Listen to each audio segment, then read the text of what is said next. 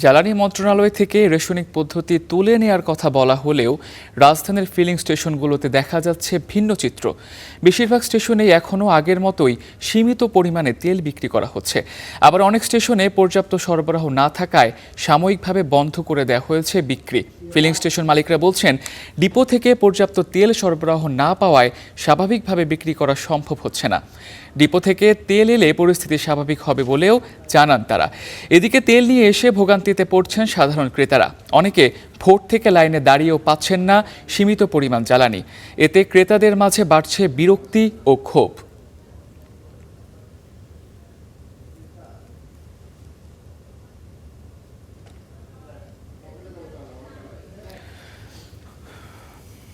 না, রেশনে এখনো কোনো পাম্পে তুলে দেয় না। অধিকাংশ পাম্পেই তেল নাই, ঘুরাই দিতেছে। কিন্তু এখানে ট্রাস্টের পাম্পে শুনলাম যে তেল আছে, দেওয়া যাবে, কিন্তু দীর্ঘ লাইন ধরেও আমরা নিতেছি এই আর কি। যে আজকে নাকি শিথিলতা তুলে দিবে, তো এই জন্য আসছে যদি রিজার্ভ করতে পারি।